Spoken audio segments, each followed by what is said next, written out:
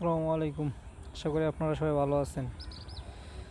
আমি আজকে আসছিলাম আমাদের বাড়ির পাশেই সবজির জমিতে। আমার শখের খামারে যে বেড়া এবং গারলগুলো ছিল এগুলোকে খাওয়ানোর জন্য বিকালবেলা ওরা খাইতেছিল। আমি দেখতেছিলাম যে ঘুরে ঘুরে বিকালবেলা মেঘলা আকাশ অনেক ভালো লাগতেছিল। আসলে যারা গ্রামে থাকে না তারা হয়তো এরা অনেক মিস করে। আসলে বেড়া এবং গারল আমার শখের খামারে আমার সবচেয়ে ভালো লাগা যেই প্রাণীগুলো আছে, অনেকগুলো প্রাণী আমি পালি, এর মধ্যে বেড়া এবং গারল এটা হচ্ছে আমার সবচেয়ে প্রিয়। আমার কাছে সবচেয়ে ভালো লাগে এগুলো আমি অনেক যত্ন করে, যতটুকু পারি যত্ন করে পালি আর কি। পাশাপাশি আমাদের সবজির জমিগুলো বর্তমানে আছে করলা, অনেক সুন্দর হয়েছে মাশাল্লাহ। আর ওই দিক দিয়ে ছিল টমেটো এখন শেষ, নতুন করে অন্য কিছু লাগানো হবে। আর তার নিচেই কচু আছে। এ পর্যন্ত ছিল আজকে। খুদা হাফেজ, সবাই ভালো থাকবেন। আসসালামু আলাইকুম।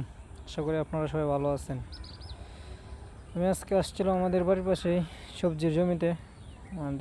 আমার শখের খামারে যে বেড়া এবং গারলগুলো ছিল এগুলোকে খাওয়ানোর জন্য বিকালবেলা ওরা খাইতেছিল।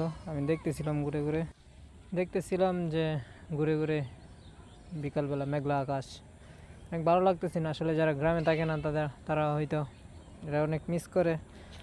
আসলে বেড়া এবং গারল আমার শখের খামারে আমার সবচেয়ে ভালো লাগা যেই প্রাণীগুলো আছে, অনেকগুলো প্রাণী আমি পালি, এর মধ্যে বেড়া এবং গারল এটা হচ্ছে আমার সবচেয়ে প্রিয়। আমার কাছে সবচেয়ে ভালো লাগে এগুলোকে আমি অনেক যত্ন করে, যতটুকু পারি যত্ন করে পালি আর কি।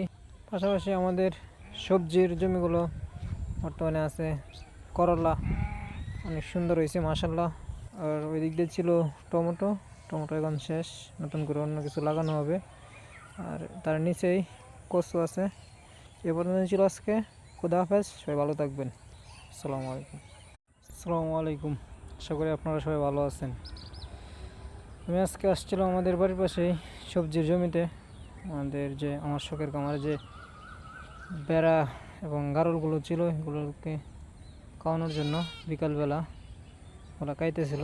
আমি দেখতেছিলাম যে ঘুরে ঘুরে বিকালবেলা মেঘলা আকাশ অনেক ভালো লাগতেছিল। আসলে যারা গ্রামে থাকে না তারা হয়তো এরা অনেক মিস করে।